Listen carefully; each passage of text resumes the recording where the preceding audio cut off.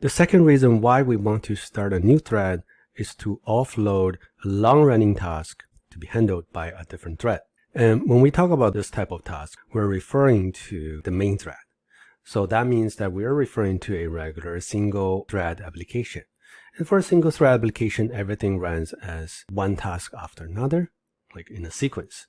So for example, if I just use this to represent a task, and then next one is the next task, next one is the next task. So this is a sequential task performing thread.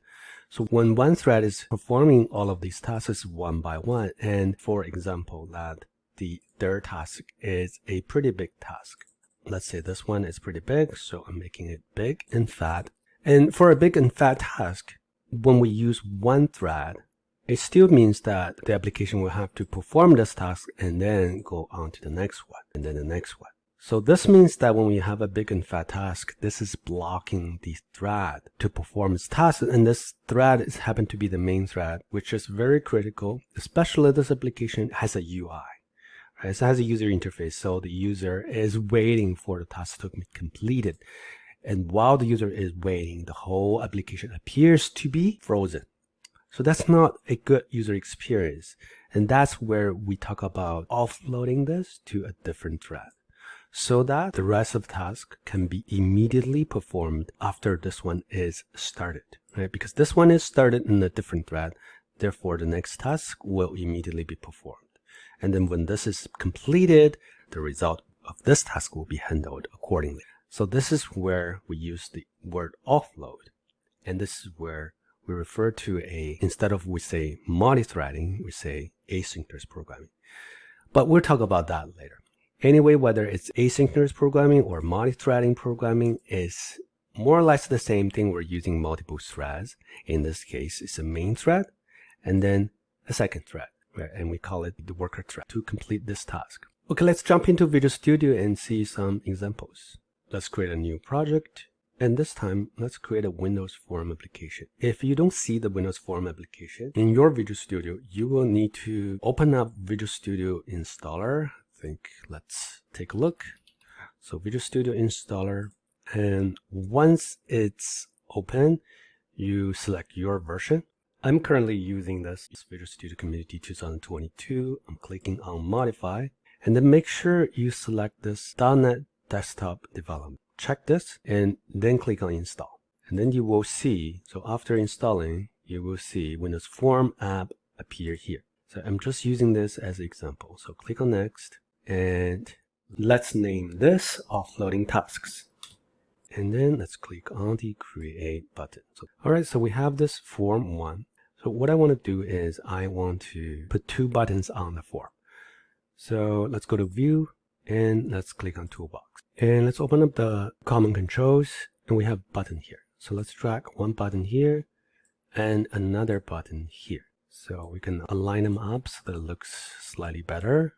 Pull this down to the middle, and then go to properties, and we see the text here, button 1. So maybe we'll change this to message 1, and then change this one to message 2.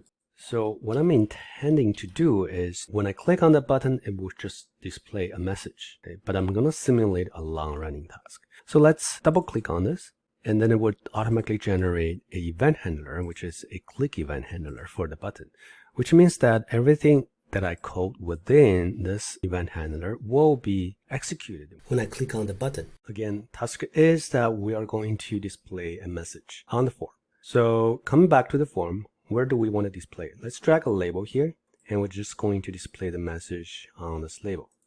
And let's right click on it and then go to property and name of the label, which is label 1. So we can call it LBL message.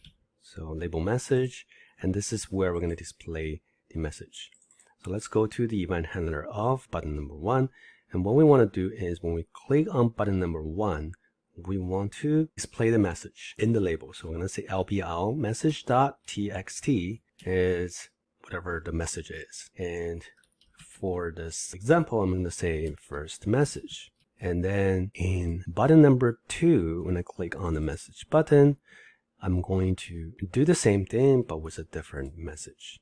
But this is going to be really, really quick. So in order to simulate a long-running task, I'm going to use thread.sleep. So we have used this before. This just means that we're going to hold down to the thread and make the thread pause for 1000 milliseconds, which is 1 second. Okay, so that's probably not long enough. Maybe let's make it 2 seconds.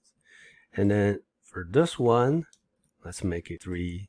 All right, so if we run this and see what's going to happen, first of all, I'm going to see the form pop up, hopefully. All right, we see the form pop up. And if I click on message number 1, I wait for 2 seconds. Text first message is displayed right here. And if I click on message number 2, I wait for 3 seconds. The second message is also displayed. Now I click on message number 1 again, and then come back, click on message number 2 before 1 is displayed. Okay, let's try again. So let's display message number 2 first. Okay, so it's displayed. And then when I click on message number 1, before it's displayed, I click on message number 2. And let's see what happens. So clicking on message number 1 and then 2.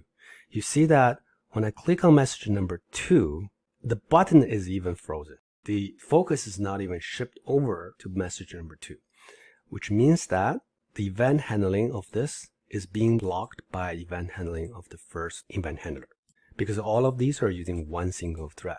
That's why clicking on this is being blocked by the first one. But eventually, second message is being displayed.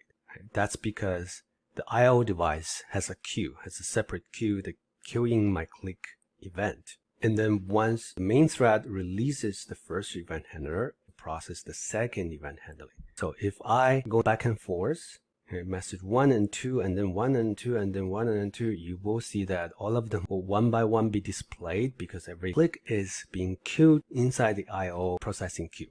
That's not so important. What I want you to focus on is that when I click on message 1 and then message 2 immediately, this clicking is being blocked. Let's watch that again. So clicking on the first one and then try to click on this one, the interface is frozen. So each one of this task can be considered as a big fat task. I'm going to actually code a function to represent the showing message fat task. And I'm going to have a parameter here, and then I'm going to move this over. So here, I'm going to assign message to it, and then the delay is passed over here. Now, before we use thread, I want to show you something. So I'm going to call this again, message, and this is going to be first message. And the delay is going to be, let's say, 3 seconds. And then this one is going to be the second message. And let's delay this for 5 seconds. Okay.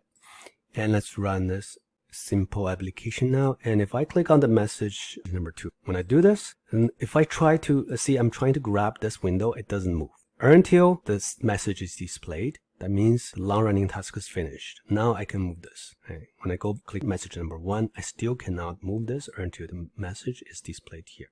So you can see that this is one thread and the long running task is blocking. So in order to fix this issue, we're going to use a different thread. I'm going to offload this task to a different thread for each one of them. Let's see, instead of removing this, let's just keep it here. And then remember how to start a thread. We're going to declare the thread first and then assign a task to it. But this time we cannot just say show message because the show message method actually contains parameters. So in order to supply the parameters, we can use lambda expressions, or we can call it arrow functions. And here we can call this show message method. And I'm going to do the same thing here for the second one. I'm going to copy this and paste it over here. Change this to second message and this one to 5 seconds. Okay. So if you're trying to foresee what's going to happen, the thread is going to be started when we call thread.start. But because this is offload, right? This big task is offload to a thread. The main thread, which is the UI thread, is not going to be blocked anymore. Although each task is still going to take a very long time, but because the task is offloaded to a different thread, then the main thread is not going to be blocked. So let's run application now. And now if I click on the button, I'm going to see something different. If I click on the first one, I can immediately move the window, and then you notice that the first message is being displayed. Click on number 2, I can still move, and after 5 seconds, the second message is being displayed. So I can switch back and forth between the buttons, and it's not going to be frozen. You're going to see that the focus changes from one button to another. It's just that the message is not going to be displayed until the time comes. So let's try that. Message 1 and 2, 1 and 2, 1 and 2. You notice that the color changes, which means the focus changes. It's not being blocked, but all of the clicking are being coded in the I/O processing queue, and each task takes a long time to finish. So this is the concept of offloading a long-running task to a different thread. And we often call this worker thread. And the purpose of that is so that it doesn't block the main thread. And that's usually the case when you have a UI application, which means that the user is waiting, and we don't want the user to wait for a long time. Therefore, we use threads to offload work to the worker thread, right, instead of blocking the main thread. And that's everything I want to cover in this video. Any questions, please let me know. If not, I will see you in the next one.